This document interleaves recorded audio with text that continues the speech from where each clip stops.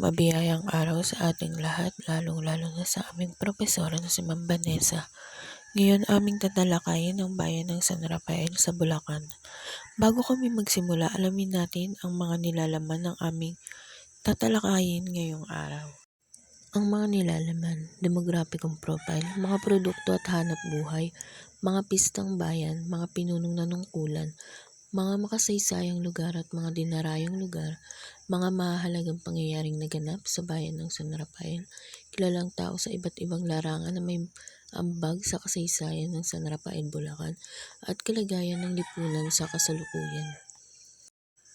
Matapos ninyong malaman ang aming tayin ngayong araw, kami ang pangkat-6. Muli, mabiyayang araw sa lahat. Ako si Josemay Cruz at ang aking mga kasama ay sina Joanne Balen at Benji Rose Cortejos. Dumako na tayo sa demographicong profile. Ang San Rafael, Bulacan ay first-class municipality sa lalawigan ng Bulacan.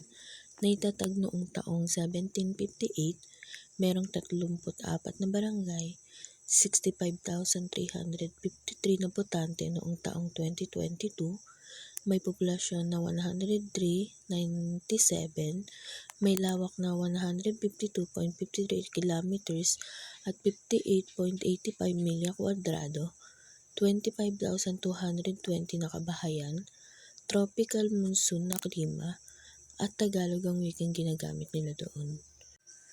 Para sa dagdag na impormasyon, ang bayan ng San Rafael ay bounded on the north by San Ildefonso, southwest by Angat, south by Bustos, at southeast by Baliwag. Bukod dito, ang bayan ng San Rafael ay natagpuan noong September 29, 1750 at kasakop siya ng bayan ng Baliwag noong October 8, 1903 at opisyal na nahiwalay ang bayan ng San Rafael sa Baliwag noong March 21, 1907. Sa aking pagpapatuloy, aking iisa-isahin ang bawat bayan sa San Rafael. Unang-una dito ay BMA Balagtas, Bangka-Bangka, Kaingan, Coral na Bato, Cruz na Daan, Dagat-Dagatan, Diliman 1, Diliman 2, Kapihan, Libis, Liko, Maasim, Mabalas-Balas, Maginaw, Maronkilyo, Paco, Pansumalok, Pantubig, Pasong Bangkal, Pasong Kalos, Pasong Inchik, Pinakan, Poblasyon, Pulo, Pulong Bayabas, Salampungan, Sampaloc, San Agustin, San Roque, Talaksan, Tambubong, Tukod, Ulingaw, at Sapang Pahalang. Matapos kong isa-isahin ang bawat barangay sa San Rafael, aking tinatawagan si Benji Rose Cortejos upang dagdagan pa ng impormasyon ng aming tinatalakay ngayong araw. Okay, maraming salamat, Miss Cruz. Upang ipagpatuloy ang ating talakayan, aking itatalakay ang piyesta ng bayan sa San Rafael, Bulacan. At ito ay ang Angel Fiesta. Ang Angel Fiesta ay ginaganap tuwing September 29. Taon-taon nila itong ginanap bilang paggunita sa patron ng santo na si San Rafael. Binigyang diin sa piyesta ang selebrasyon na ito sa pamamagitan ng pagpaparada o street dance na lalahukan ng mga bata mula sa mga pampubliko at pribadong paaralan sa bayan ng San Rafael. Mahigit 1,000 bata na nakasuot ng anghel sa kalye ang nagmistulang langit na bumaba sa bayan ng San Rafael. Sinusundan ito ng isang interpretative dancing competition o showdown ng lahat ng kalahok na paaralan. Bilang insentibo sa mga kalahok ng paaralan, ang munisipyo ay naglalaan ng pondo para sa mga kasuotan ng mga bata at mga premyo para sa mga nanalo sa competition. Ang pondo ay inilalaan mula sa Tourism Development Program ng munisipyo. Ang Angel Festival ay sinimula noong September 29, 2002 sa pamamagitan ng inisyatiba ng San Juan de Dios Parish at ng San Rafael Tourism Council. So, ngayon, dumako naman tayo sa mga pinunong nanungkulan sa bayan ng San Rafael. Ang unang mayor na nanungkulan sa bayan ng San Rafael ay si Miguel Pineda. Nanungkulan siya noong taong 1763. Siya ang kauna-unahang captain municipal at ang kasalukuyang mayor ng San Rafael, Bulacan ay si Mayor Mark Cholo Villalobos. At ang aking huling tatalakayin ay ang mga produkto at hanapbuhay sa San Rafael, Bulacan. Ang katangiang hanapbuhay sa bayan ng San Rafael, Bulacan ay palayan, pananahi, at gulayan. Dito sa San Rafael, Bulacan, ang kanilang produkto ay mga kakanin, bigas, upalay, at mga gulay. So, ayun, dito nagtatapos ang aking report.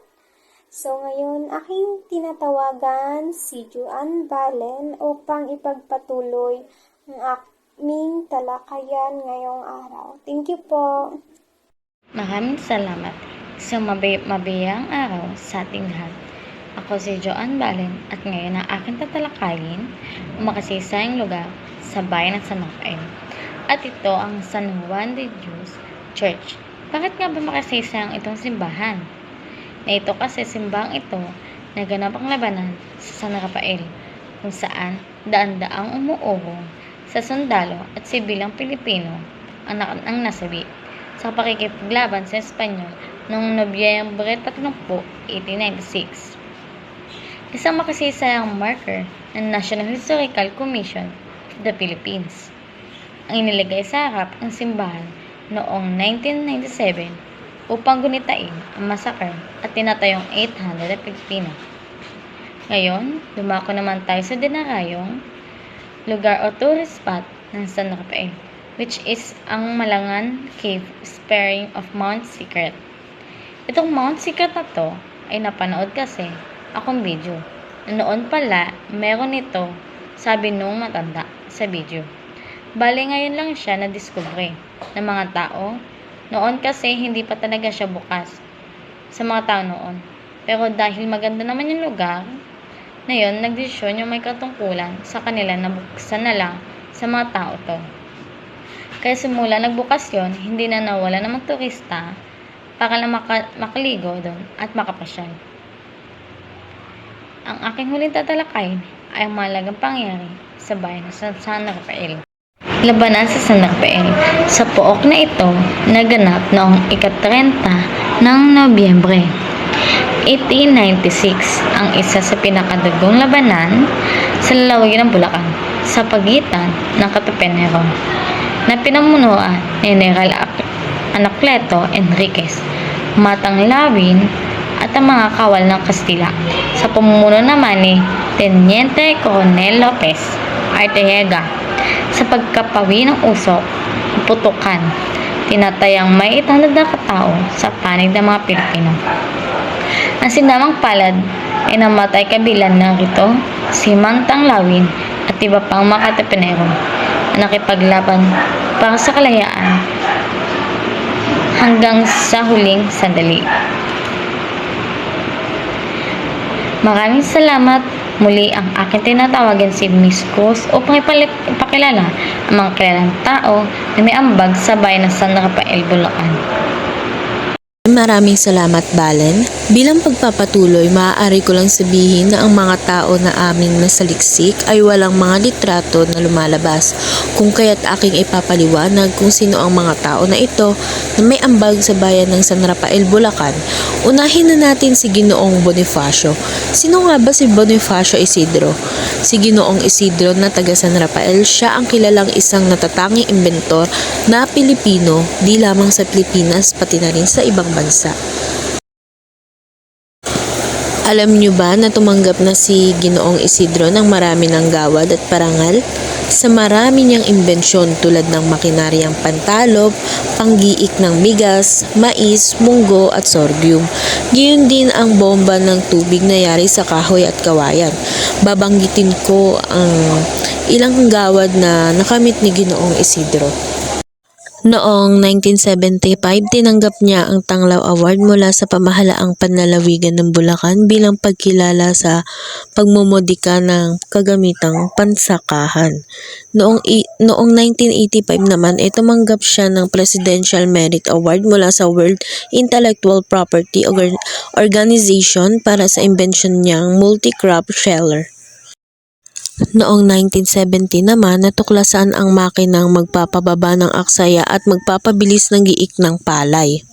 Sumunod naman ay si General Enecleto Enriquez o mas kilalang Matanglawin.